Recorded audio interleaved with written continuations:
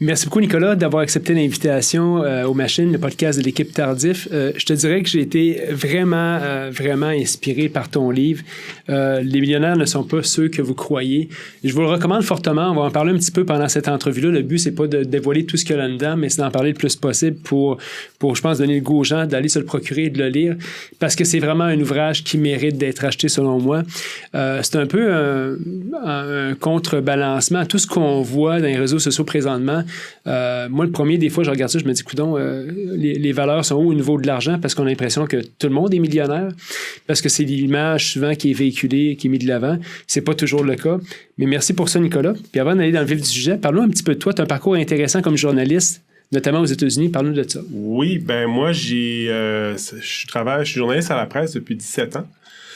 Et puis, j'ai commencé, c'est ça, à Montréal, à la presse. Puis, en 2006, ils ont ouvert un poste en Californie, à Los Angeles.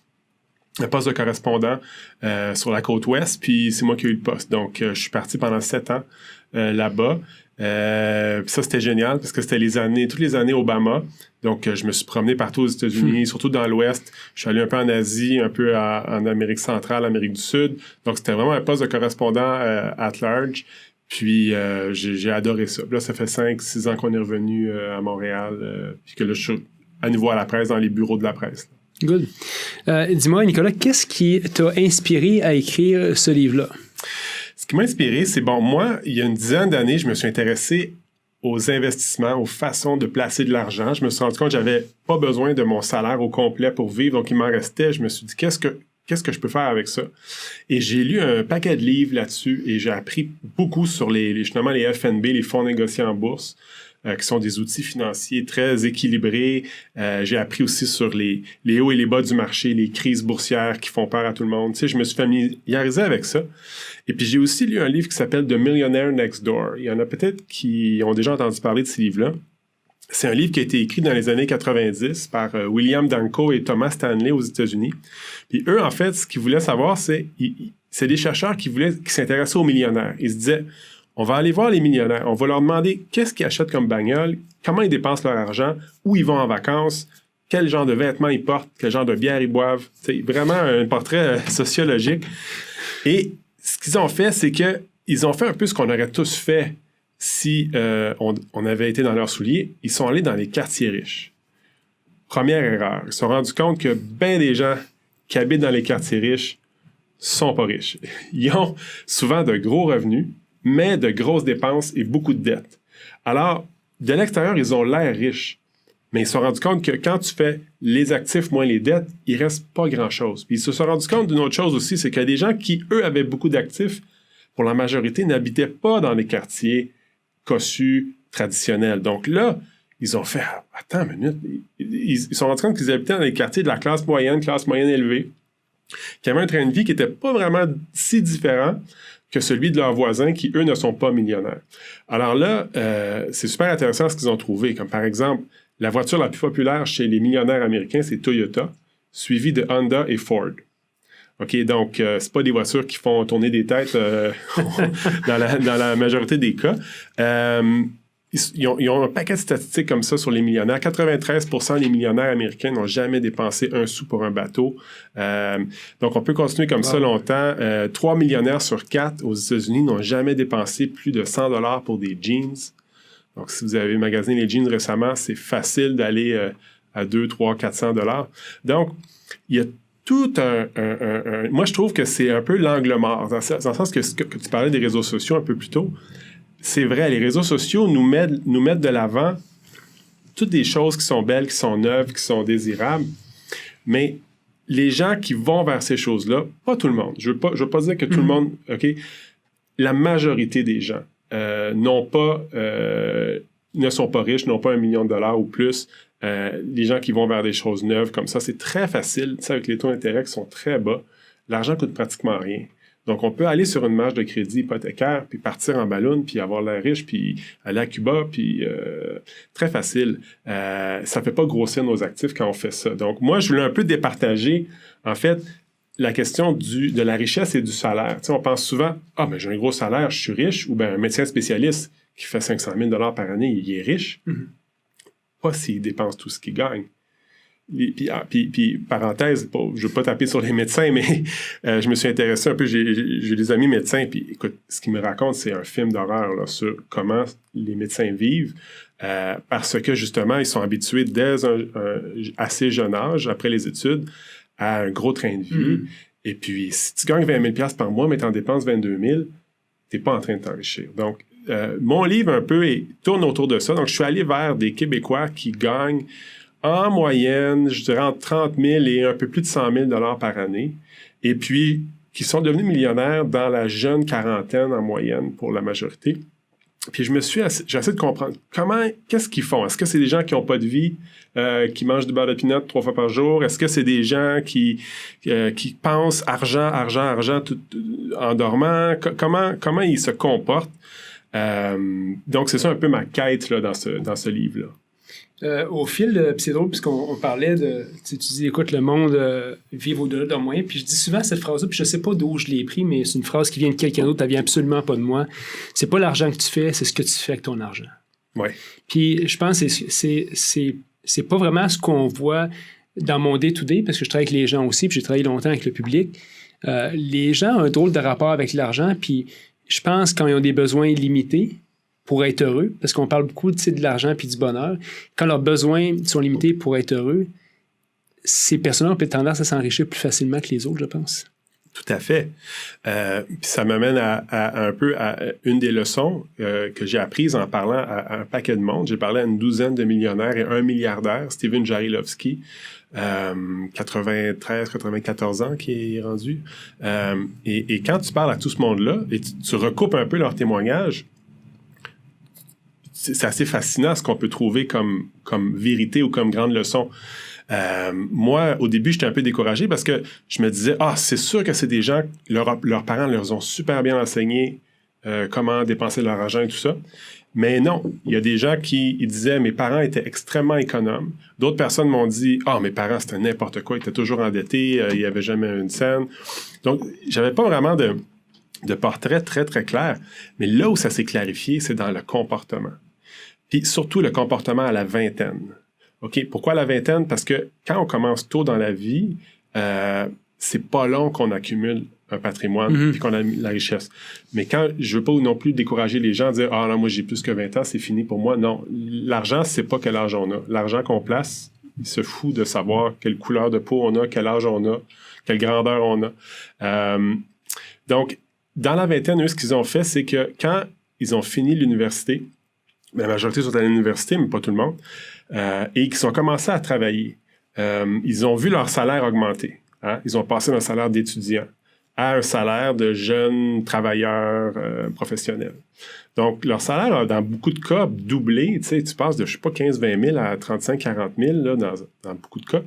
Mais si tes dépenses ne doublent pas, tout de suite, tu as un avantage sur les autres. Mais c'est pas ça qu'on voit dans la vie de tous les jours. Ce qu'on voit, c'est aussitôt que tu as un bon emploi, mais là, tu t'en vas chez le concessionnaire puis tu achètes une voiture neuve, condo neuf, des meubles neufs, voyage dans le sud, Instagram, tu te le quittes. Donc, ton nouveau pouvoir que tu viens de recevoir avec ton plus gros salaire, il reste pas pour toi, tu le donnes aux autres. Tu le donnes à Apple, tu le donnes à Vidéotron, tu le donnes à Ford. Donc, moi, les gens que j'ai parlé, eux, ce qu'ils ont fait, c'est qu'ils ont dit, regarde, moi, j'habitais avec des colocs, par exemple.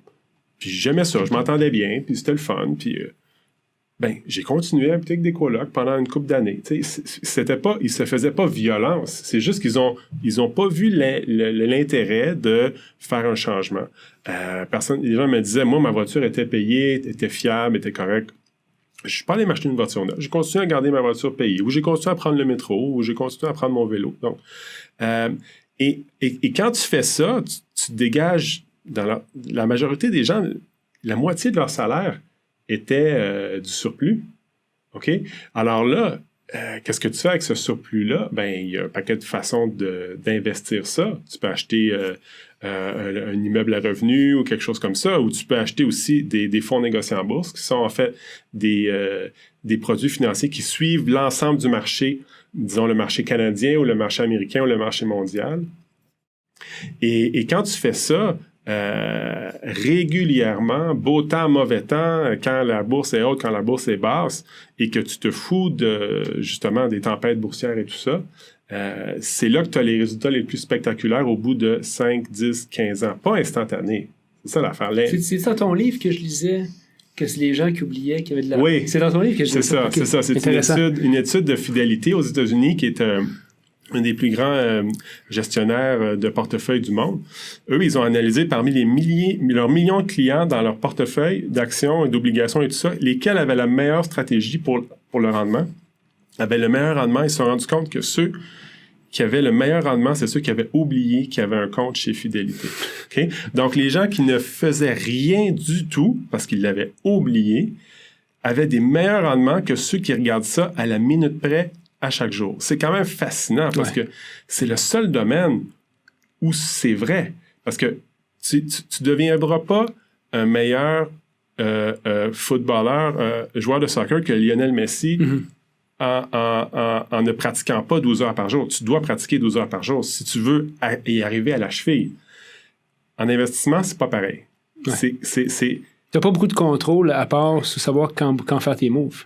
Exactement. Et moins tu fais de moves, plus tu élimines le facteur émotif, plus tu te détaches de ça, plus tes résultats sont spectaculaires. Donc ça, c'est comme le dernier grand crash qu'on a vécu, c'est en 2008-2009, qui était spectaculaire.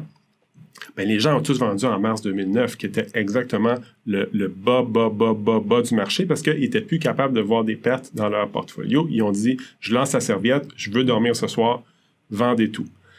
Et ben, depuis ce temps-là, ça fait à peu près juste monter. Donc, l'esprit humain est mal conçu pour faire ce genre de placement-là.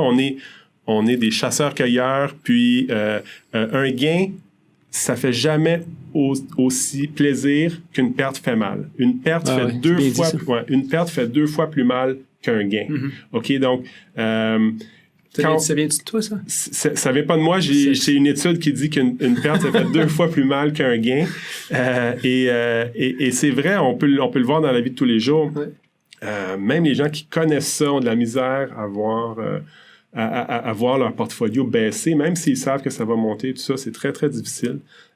Puis on est aussi, dans la rédaction de mon livre, je parlais de ça autour de moi, puis là, c'est sûr, tu commences à parler de crypto, tu commences à parler d'actions de cannabis, là, on en parle un petit peu moins, mais il y a 2 ans, tu pouvais pas parler d'investissement sans quelqu'un dise cannabis au bout de 30 secondes. Okay?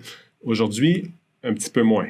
Ça a beaucoup baissé. Donc, il y en a qui ont bien fait au tout début, mais il va toujours avoir des modes comme ça, puis des gens qui s'enrichissent, qui donnent un peu une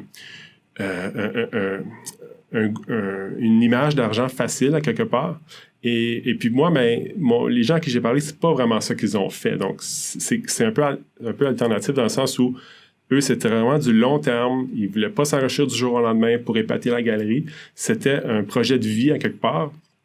Mais quand tu adaptes ce comportement-là, 9 fois sur 10, tu vas battre les gens qui essayent de timer les marchés, puis qui essayent de faire un bon coup rapidement. Parce que, tu sais, sur les terrains de golf, on entend juste des bons coups. Hein? Tout le monde raconte la petite action qu'ils ont achetée, qui a quadruplé, mais les 8 autres en arrière qui ont rien fait, ils se rendent pas sur les terrains de golf, eux autres. Ils disparaissent. Ouais. Donc, si on est honnête avec soi-même par rapport à ça, 9 fois sur 10, on est mieux d'acheter des FNB, puis d'aller lire un bon livre, puis de mettre une autre bûche dans le foyer, au lieu de commencer à boursicoter puis à essayer de battre les indices. Puis tout ça. Intéressant. Ça m'a beaucoup, on a parlé tantôt, je me suis beaucoup questionné aussi quand je le disais. Est-ce que, tu l'as dit, il n'y a pas de constante par rapport à la jeunesse d'une personne qui va s'enrichir? C'est-tu parce qu'il a été initié à un jeune âge à mettre de l'argent de côté? C'est-tu qu'il a compris que travailler... quand tu ramasses ton argent, puis tu sais ce qu'il faut pour ramasser tel montant d'argent, ça laisse une empreinte à long terme sur ta vie. Tu n'as pas vraiment fait de constat par rapport à ça? J'ai eu des bribes intéressantes, comme par exemple, il y a une personne que j'ai interviewée qui est ingénieur, qui était fils d'agriculteur, qui a grandi sur une ferme. Lui, ce qu'il m'a expliqué, c'est qu'il m'a dit « Mes parents n'ont jamais vraiment parlé d'argent, mais j'apprenais avec mes yeux. » Comme par exemple, quand mon père avait une bonne année sur la ferme, au lieu de prendre son argent et d'aller s'acheter une Cadillac, il s'achetait un nouveau tracteur. Pourquoi? Parce que le nouveau tracteur va augmenter les rendements de la ferme pour les années à venir. Donc, il va augmenter les profits de la ferme. Alors que la Cadillac, ben, elle fait rien que la Ford ne fait pas, tu sais, à part être belle. Et elle perd sa valeur année après année. Donc, moi, j'ai tout de suite compris qu'il y a des achats qui nous aident et qui nous améliorent notre vie, puis il y a des achats qui déprécient. Donc, lui, il a compris comme ça. Donc, d'autres personnes ont vu leurs parents faire toutes sortes de conneries avec l'argent. D'autres m'ont dit « Ah, moi, mes parents étaient fonctionnaires, n'ont jamais mis de l'argent de côté. Ils savaient qu'il allait avoir un régime de retraite. » Donc, ça semble être un... Il y a certaines personnes qui ont des prédispositions, c'est sûr. J'interviewe dans mon livre Monsieur Money Moustache. Je ne sais pas si tu es familier avec. Je ne suis pas familier avant que je lis ton livre. En fait. C'est ça. Peut-être certains auditeurs le connaissent. Il y a un blog super intéressant qui s'appelle monsieurmoneymoustache.com. C'est Pete Adney. Lui, c'est un Canadien qui a grandi en Ontario, qui a déménagé au Colorado au début de la vingtaine pour travailler pour Cisco, la compagnie d'informatique. Et il a travaillé pendant 8 ou 9 ans. Il a pris sa retraite à 30 ou 31 ans avec sa femme. Donc, lui, c'est super intéressant son histoire parce qu'il explique un peu comment il est arrivé à faire ça. Mais lui, tu vois, même à l'adolescence, quand il tondait le gazon puis il se faisait payer 5 ou 10 $, ben, il prenait son 5 $, il l'avait dans un seau avec de l'eau savonneuse, il le passait au fer à repasser et il le mettait dans un album photo. Donc, il n'y a personne qui a dit de faire ça. Donc, tu sais, je pense qu'il y a des gens, ou comme Warren Buffett, qui a commencé à acheter ses premières actions à 11 ans ou 12 ans, j'oublie le chiffre exact, là, mais c'est soit 11 ou 12. Il n'y a personne qui est allé dire... Son père ne faisait pas ça. Tu sais, je veux dire, il y a des gens, je pense, qui grandissent avec... Ils ont la curiosité. Ils ont la curiosité. Ils voient $1, puis ils voient de l'argent, puis au lieu de voir un système de son, ils voient que cet argent-là peut être multiplié par 10 dans le futur s'il le garde. Donc, je pense que c'est ça la leçon. Hein? Quand la richesse, dans le fond, c'est ce qu'on ne voit pas. Parce que quand tu vois des objets luxueux, c'est quoi? C'est de l'argent qui a été transformé en un objet. L'argent n'est plus là. On a l'objet. Mais quand tu renonces à ça et tu prends l'argent et tu le places, mais c'est invisible à l'œil, mais tu t'enrichis en dormant. Donc, c'est tout un concept qui est rarement enseigné. En fait, tu peux faire 8 bacs puis personne ne va t'expliquer ça. Des gens en finance m'ont dit qu'ils étaient parmi les pires investisseurs du monde parce qu'eux, ils chassaient toujours l'action hot puis le truc. C'est peu. Puis aussi, il faut pas non plus aller dans l'excès. Peut-être des gens vont dire « OK, moi c'est pas pour moi cette vie-là. » Pas besoin de sauver la moitié de son salaire pour s'enrichir. Ces gens-là l'ont fait. Et ont obtenu des résultats spectaculaires, mais on peut obtenir des résultats très, très corrects en sauvant moins que la moitié de son salaire, c'est sûr. C'est juste que dans notre société, c'est un chemin qui n'est pas enseigné puis qui n'est jamais mis de l'avant. Quand tu te promènes, il n'y a pas un panneau qui va dire « Dépense pas ton argent, c'est magique ». Ce qui va arriver avec ton argent si tu le dépenses pas. Ce que ça dit, c'est achète-toi l'auto de l'année. Tu sais. Mais je comprends absolument pas pourquoi dans le cursus scolaire, même à un jeune âge, on parle pas de ça. Non, puis surtout Je suis comme découragé de ça. Moi, je me souviens, j'ai un cours d'économie au secondaire. Je me souviens même pas ce que j'ai vu là-dedans, c'est l'économie mondiale. Mais ce qu'on a besoin de savoir, c'est voici ce qui devrait se passer pour vous. Comment est-ce que vous devriez gérer votre argent? Tout à fait. Puis en plus, les jeunes vont toujours dire, les adolescents vont dire « Ah, c'est bien beau, mais j'ai pas d'argent. » OK? J'interviewe dans mon livre Andrew Hallam, qui est un enseignant canadien qui a grandi en Colombie-Britannique. Puis lui, à 19 ans, il travaillait comme dans un garage municipal. Il avait des autobus, OK? Job d'étudiant. Et durant sa job, il y a des collègues qui lui ont dit, si jamais Ross, qui était le mécanicien en chef, te parle d'argent, écoute-le. Lui, il se disait, hein, pourquoi j'écouterais ce gars-là? Il est tout crotté, il a une vieille bagnole, il a pas l'air de quelqu'un qui va m'apprendre quoi que ce soit sur l'argent. Et finalement, de fil en aiguille, il commence à parler avec Ross, et puis Ross était plusieurs fois millionnaire dans la quarantaine. Il y avait un paquet il y avait un parc immobilier incroyable. Tu sais, puis il lui a dit, si tu commences à investir ton argent aujourd'hui, à 19 ans, tu pourrais être millionnaire à ta retraite. Là, il s'est dit, ouais, mais il dit, j'ai pas d'argent à investir. Mais il dit, tu sais, je te vois des fois aller acheter un muffin dans la machine distributrice, là. Il dit, si tu devais y aller à chaque jour, puis dépenser 3,33 par jour, est-ce que tu serais capable? Il dit, ben oui. Ben, tu as 100 $ par mois. Avec 100 $ par mois, si tu commences à placer ça aujourd'hui, tu peux être millionnaire à ta retraite. Puis c'est vrai. Un jeune aujourd'hui de 20 ans qui commence à investir 15 $ par jour, donc l'équivalent d'un lunch puis d'un café, là, dans le marché canadien, et qui obtiendrait le rendement historique du marché canadien, deviendrait millionnaire à 42 ans.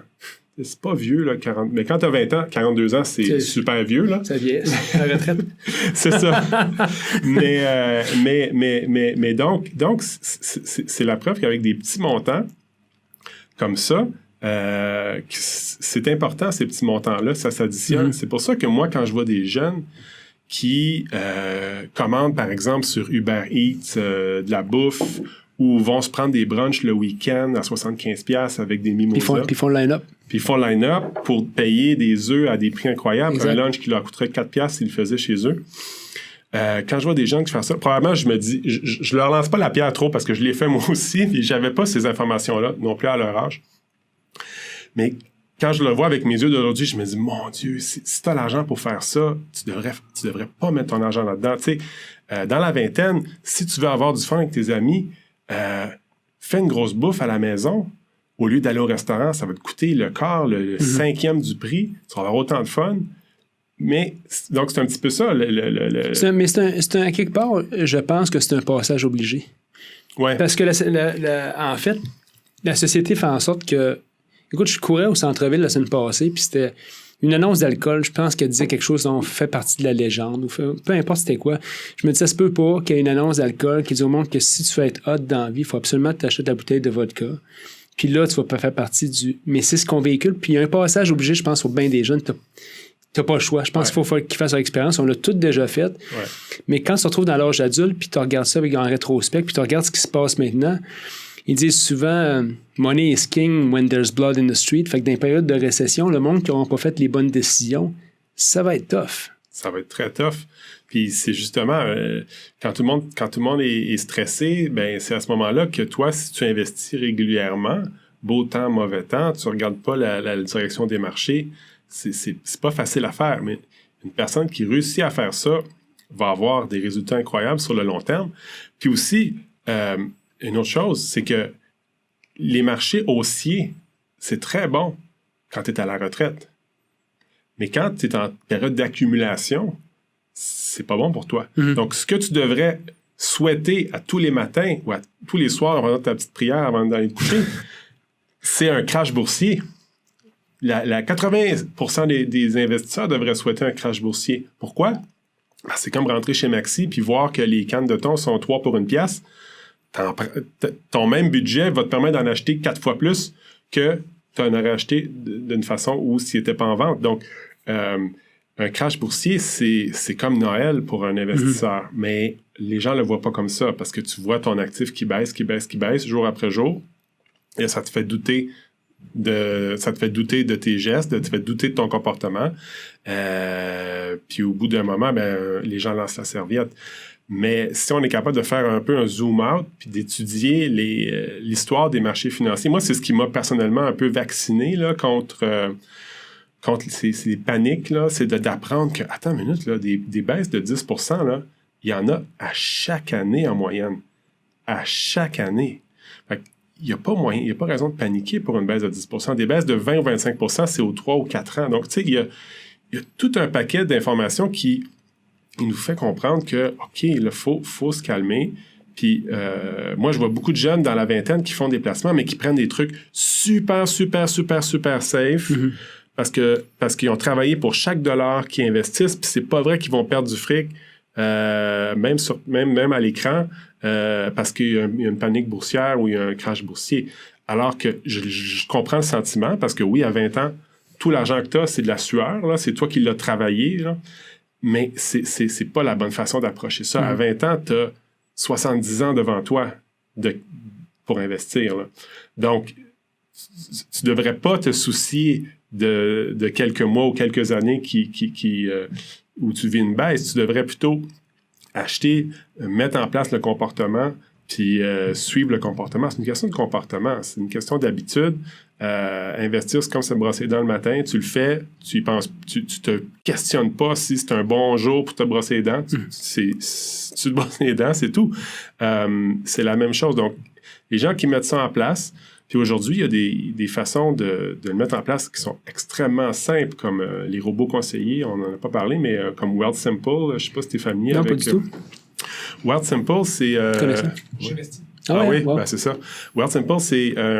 moi, je dirige les gens vers ça, puis j'ai aucun lien avec cette compagnie-là, mais c'est que tu peux t'ouvrir un compte très facilement sur ton téléphone. Ça prend 5 minutes. Et eux, en fait, ce qu'ils font, c'est qu'ils te posent des questions sur ton profil. Est-ce que c'est de l'argent que tu vas avoir besoin très bientôt ou tu pars un patrimoine pour toute ta vie? Ils te posent 3-4 questions comme ça et ils établissent un portefeuille. Et ensuite, chaque dollar que tu leur envoies est placé automatiquement dans ce portefeuille-là, un portefeuille de FNB. Puis en fait, ça va être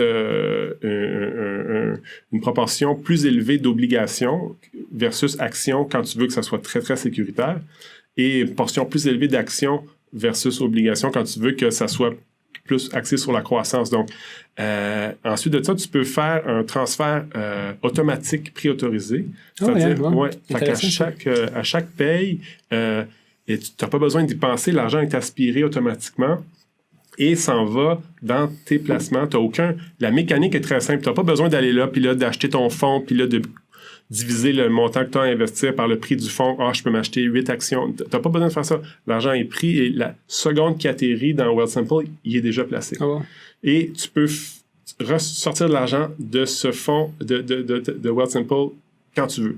Donc, il n'y a aucune barrière. Là, et moi, je trouve que ça... eux, ils se payent ils prennent un frais de gestion minime de 0,5 %. C'est à peu près 4 fois moins que ce que les banques prennent. Puis de toute façon, à la lumière de... Parce que moi, je suis un des enfants des crashs boursiers. Le vendredi noir, mon père a tout perdu, lui. Fait que moi, j'ai connu ça. Fait que la bourse, je me suis toujours tenu très loin de ça. Oui. Par peur, par mes connaissances. Mais à lire ce que tu me dis là, puis je me souviens, mon père avait un conseiller qui disait « Attends un peu, garde, vends. » Puis à la lumière de ce que tu me dis dans ton livre, de toute façon, je dis pas que c'est inutile d'avoir un conseiller, absolument pas. Il y a des gens, des fois, que c'est important parce qu'ils ont une grosse stratégie boursière.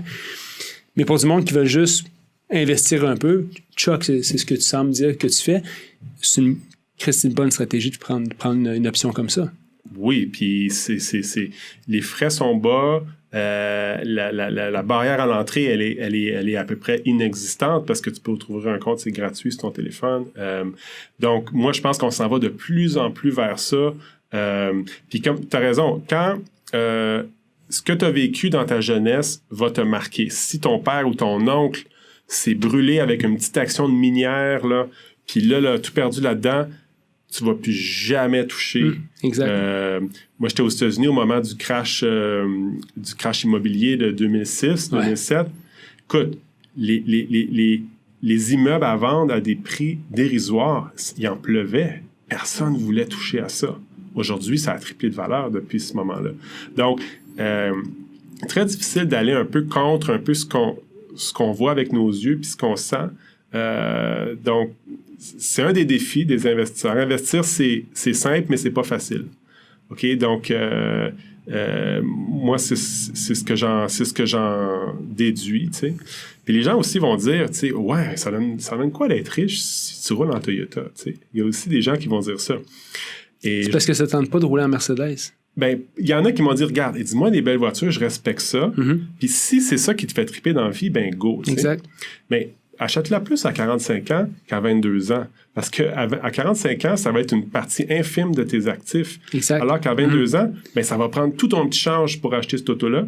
Puis les paiements que tu vas avoir, ben, ils vont être tellement gros que tu ne pourras pas investir ton argent au lieu de le donner à Mercedes qui n'en a pas de besoin, de toute façon. Mais donc, j'ai demandé la question, j'ai dit pourquoi?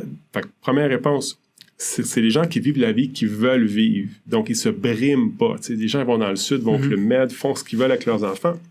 Ils ont juste pas besoin d'une Lamborghini dans la rue. Puis deux, ce qu'ils m'ont dit, ce que ça leur donnait, c'est la liberté. Parce que des gens qui arrivent à 45 ans, 50 ans, 52 ans, puis disent, gars, moi, là, si mon boss change demain matin, puis ça marche pas avec la nouvelle personne, bien, je m'en vais.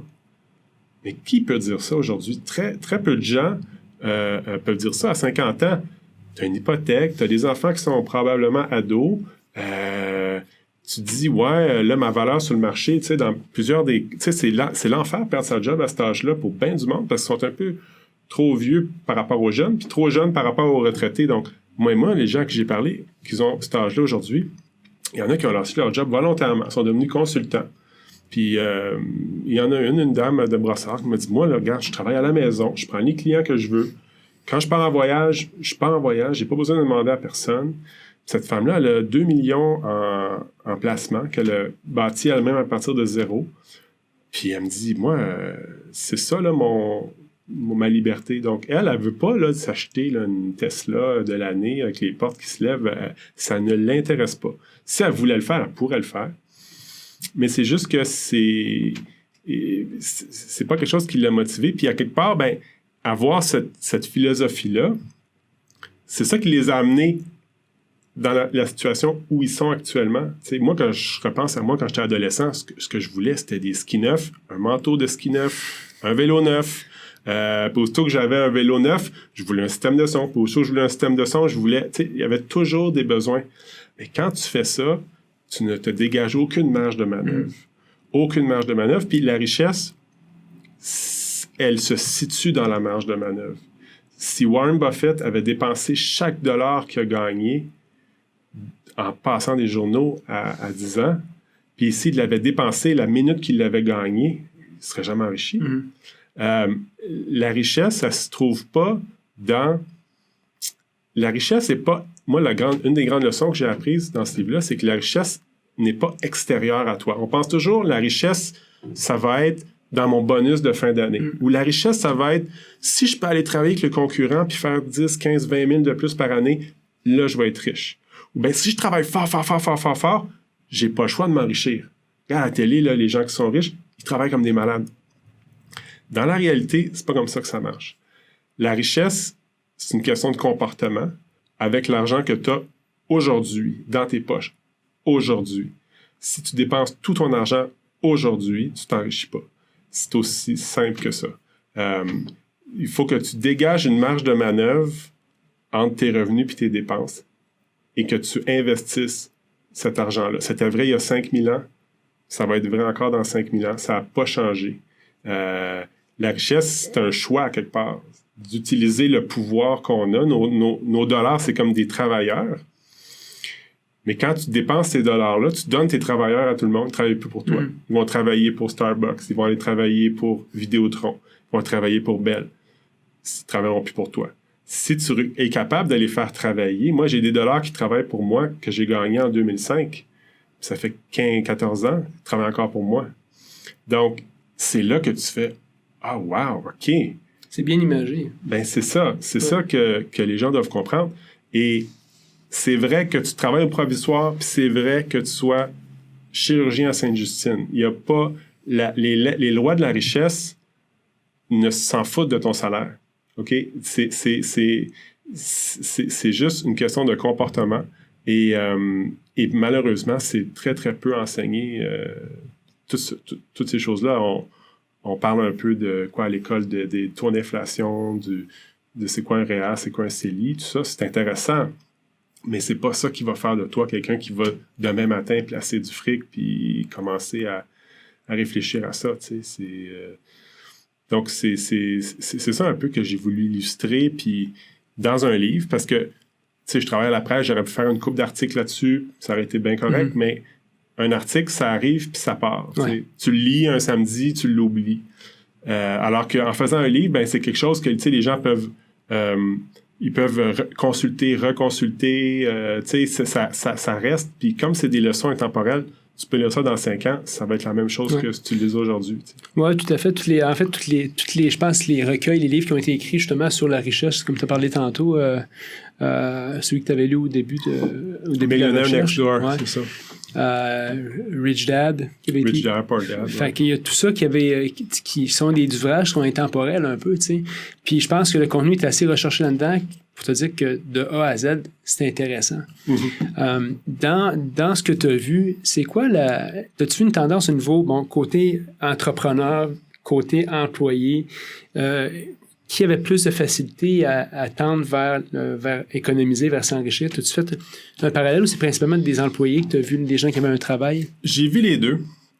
Tu as vu la personne d'aspirateur, c'est vrai? Oui, l'aspirateur. J'ai interviewé c'est intéressant. Éric Parent, qui est qui possède une boutique d'aspirateur à Sainte-Julie, sur la Rive-Sud. C'est intéressant parce que lui, sa boutique, avant d'être dans l'aspirateur, il était dans le déneigement puis le paysagement. Une entreprise qui a commencé à l'âge de 17 ans, alors qu'elle n'avait même pas fini l'école secondaire. Puis qui a vendu quand il avait 35 ans. Il y avait un paquet d'employés pour lui, puis tout ça. Puis c'est drôle parce que, on dirait, le paysagement puis les aspirateurs. C'est pas des domaines qu'on associe avec des montagnes et des montagnes de billets de banque, là. Mais c'est fou ce que lui a pu faire avec ça. Puis, parce que, bon, c'est sûr que quand tu travailles dans des domaines comme ça, tu n'as pas besoin d'avoir la voiture de l'année pour flasher. Tu n'as pas besoin d'être habillé en soute à 4 000 $, parce que tu fais du paysagement. Donc tout de suite, ils ont un avantage pour mettre de l'argent de côté. L'avocat, lui, il faut qu'il soit toujours habillé impeccablement, puis qu'il travaille dans un certain milieu, puis qu'il envoie ses enfants à certaines écoles, puis ça y prend un chalet, puis ça y prend... Lui, tout de suite, il y a un train de vie qui vient avec, puis qui est difficile, c'est difficile de se dégager de la marge de manœuvre. Alors que les gens qui travaillent dans les domaines d'entrepreneuriat, souvent, ils peuvent mener leur barque comme ils veulent. Puis lui, ce qu'il me disait, c'est drôle, c'est qu'il dit, moi, quand je faisais du déneigement, on avait à peu près 1000 clients sur la Rive-Sud. Puis à chaque année, on recevait 1000 chèques au début de la saison. Puis quand on les déposait, il y en avait toujours à peu près 50 qui rebondissaient sur 1000. Il dit, mais sur les 50, il y en avait 49 qui venaient de grosses cabanes incroyables, avec des voitures incroyables dans l'entrée, puis tout ça. Donc le gars, lui, qui a son bungalow là, à Sainte-Julie, il n'a pas de problème de payer son déneigement, mais celui qui habite l'espèce de Monster House à côté, plus de difficultés. Donc lui, en tant que réparateur d'aspirateur, il dit, j'y vais, moi, dans ces maisons-là incroyables. Et souvent, tu rentres là, il n'y a pas de meubles. C'est vide. Ouais. Il dit, il y a une table de patio en PVC dans la salle à manger. OK? Puis quand l'aspirateur est brisé, ils veulent pas le changer, ils veulent le réparer parce que c'est moins cher de le réparer que de le changer. Même si je leur dis que c'est bon, que ce serait bon de le changer. Donc, lui, il a tout un point de vue sur la richesse que la majorité des gens n'ont pas, parce que de l'extérieur, ça a l'air super beau. Pour ça, encore, les réseaux sociaux, c'est trompeur. Tu vois le voyage, mais tu vois pas le bill du voyage. Tu sais. Il y a une autre personne qui me parlait, qui me disait, un autre millionnaire qui me disait qu'un collègue de travail, lui, il est allé voir un jour, puis il a dit « Hey, je viens d'avoir un super bon deal pour un voyage dans le Sud. » Il lui a dit « Ah oui, c'est quoi ton deal? » Il dit « J'ai rien à payer avant 6 mois. » Et c'est pas un deal, ça, tu sais. Mais, tu sais, fait qu'il a dit, il dit, j'ai été fin, j'ai dit de faire un bon voyage, tout ça, mais il dit, je réalisais à quel point le message est vraiment, vraiment pas passé. Et puis, c'est ça, c'est la société dans laquelle on vit, Puis moi, je le vois même par rapport à il y a 20 ans, tu sais, quand j'avais 20 ans, il n'y avait pas beaucoup de commerces qui s'adressaient à moi, on dirait. Les commerces s'adressaient aux gens qui sont un peu plus âgés que moi, tu sais. Mais aujourd'hui, je trouve qu'avec Instagram, tout ça, il y a beaucoup de commerces qui visent sur les jeunes de 20, 22, 23 ans. C'est vraiment un segment qui est vraiment très, très, très ciblé puis très, très en demande. Pourquoi? Ben parce qu'ils ont des cartes de crédit. OK? Donc, l'endettement facile, taux d'intérêt relativement bas. Et donc, je trouve que c'est encore plus difficile, justement, pour des gens de la génération actuelle de faire ces choix-là. Puis quand on vieillit un petit peu, ben la difficulté est différente. La difficulté, c'est nos habitudes.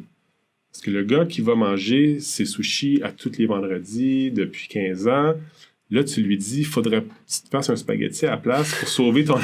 Il n'a pas le goût de se faire dire ça, tu sais. Il n'a pas le goût de dire, ouais, tu sais, ou son verre de vin à tous les soirs, ou quoi que ce soit.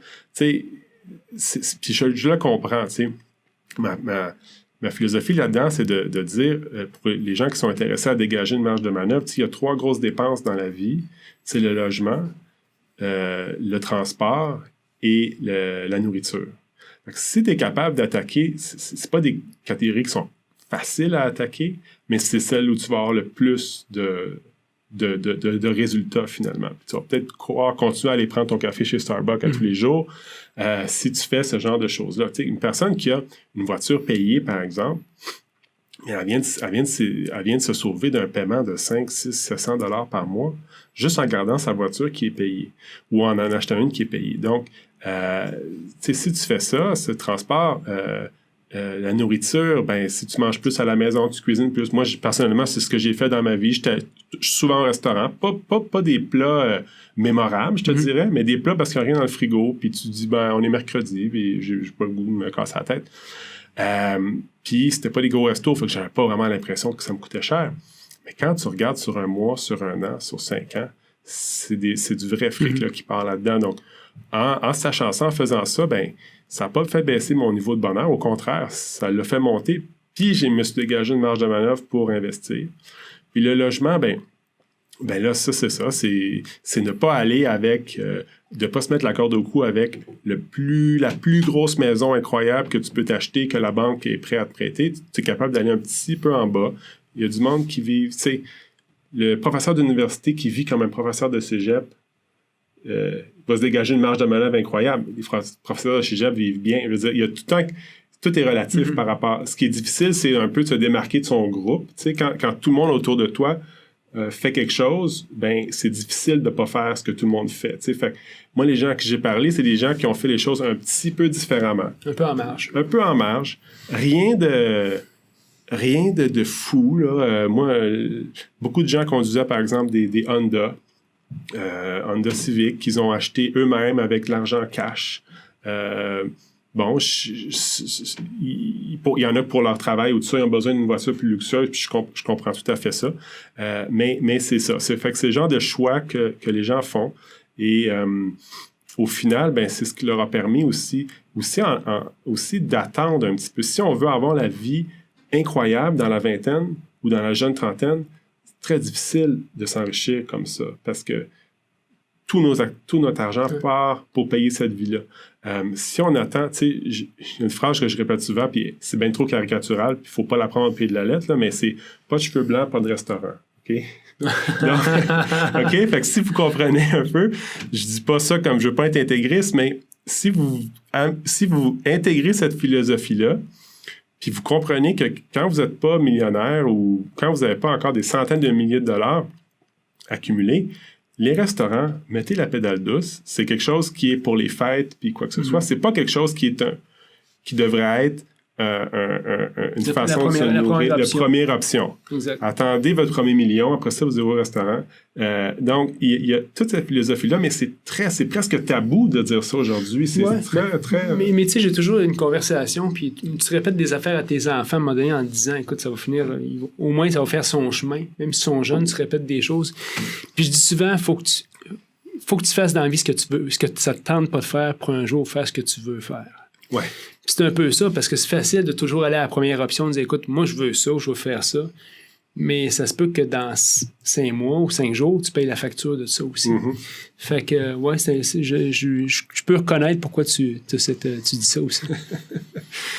C'est ça. C'est juste de faire passer ce message-là qui est peu véhiculé. Tu sais, tu as Pierre-Yves McSween qui en parle quand même dans son émission, puis dans ses chroniques. C'est intéressant. Tu sais, mais au-delà de ça, c'est des leçons qui sont peu connues. Puis moi, mes parents ne me parlaient pas d'argent à la maison. Les deux étaient fonctionnaires, puis ils n'ont rien fait de catastrophique, mais ils n'ont rien fait pour bâtir un patrimoine non plus. Donc, moi, c'était un peu... je partais un peu de zéro, tu sais. Je partais pas de moins, puis je partais pas de plus au niveau des connaissances, tu sais. Mais c'est pour ça, donc, que ce projet-là est né. C'est justement pour prendre toutes les connaissances puis donner à quelqu'un un peu comme moi qui part un peu comme ça, les outils pour comprendre les choses. Puis aussi, plus tard dans la vie, il n'est jamais trop tard. Une personne dans la cinquantaine doit changer ses habitudes. Ça, c'est un peu plus difficile.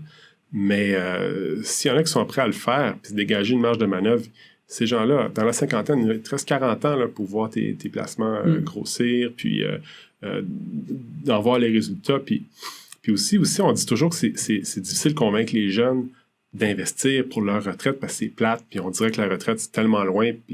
Mais les bénéfices de ça, tu vas les ressentir dès le jour 1. C'est pas dans 50 ans que tu vas les ressentir. Parce que tu vas dégager une marge de manœuvre. Tu vas avoir ton REER, par exemple, ou ton CELI, tu vas le voir grossir. Mais si tu as une perte d'emploi dans 5 ans ou dans 10 ans, la prochaine récession, peu importe quand elle va venir, puis tu as de l'argent de côté, c'est beaucoup moins stressant qu'une personne qui est complètement endettée. Donc, les bénéfices vont être là tout au long de la vie de cette personne-là. Ça va se matérialiser dans un stress moins élevé. Puis moi, c'est ce que j'ai vu, c'est ce que les gens m'ont expliqué là, qu'eux vivaient. Donc, de ne pas penser que c'est seulement dans 50 ans ou dans 40 ans qu'on va en tirer bénéfice là, d'avoir un train de vie, de dépenser moins que ce qu'on gagne. Oui. Mais tout ça pour dire que je pense que ton livre atteint 2 cibles. On parle du financier, puis de la définition du bonheur. Ouais. Parce que, puis je pense que tranquillement, c'est vers là qu'on s'en va. Où est-ce que les gens vont dire, coudonc, j'ai acheté tout ce que je peux acheter. Je suis endetté. Ouais. Pas heureux. Mais je pense que je reviens à la base.